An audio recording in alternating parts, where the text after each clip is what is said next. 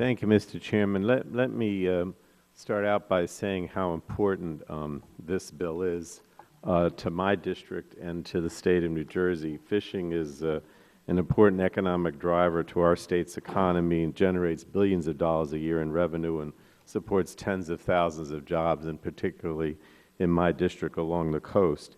I do want to say that I do appreciate the fact that you reached out to us on the Democratic side of the aisle, and many of the provisions, as you mentioned, that are in the bill did come from input from the Democratic side.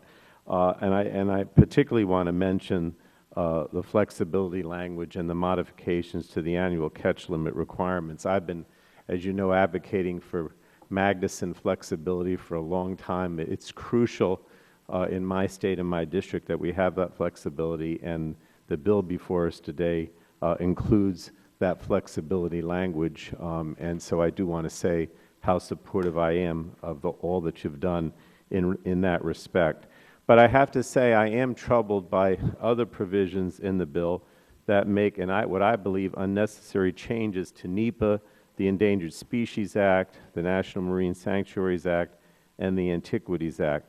I think that part of the problem, and I am being a little critical here, is that we just got this bill on Friday, right before Memorial Day weekend, and frankly, I wasn't really able to review it extensively until we came back on Tuesday.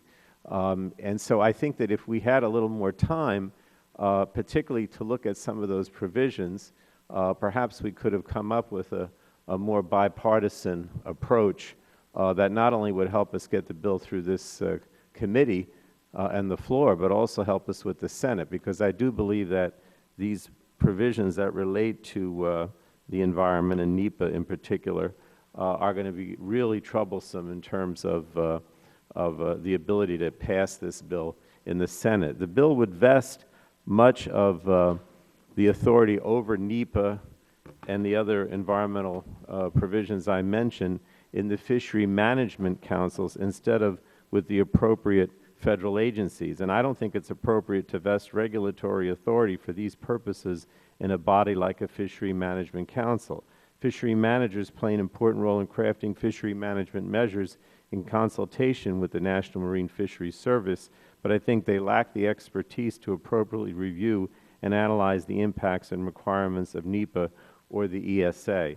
I think that I understand that Mr. DeFazio has a number of amendments, or other Democrats have some amendments that would either remove these harmful provisions or change them and make them not only more acceptable to our side of the aisle, but I think also make it more likely that this bill would pass the Senate. So I would urge that the majority, the Republican majority, seriously consider these amendments, support these amendments, or work with us between now and when the bill goes to the floor to come up with a more bipartisan approach on these NEPA, ESA, and marine sanctuaries issues. Otherwise, it would be very difficult for us, many of us, to ultimately support the bill, and that would be a shame. So let me again, I have mixed emotions today. I really appreciate what you've done in terms of the flexibility, which is so crucial. But I think that when it comes to some of these other issues relating to environmental review, a lot more work needs to be done if we're going to actually have a bill that passes both houses and ultimately is signed by the President. Thank you, Mr. Chairman. Gentleman yield? Oh, I certainly would yield. Well,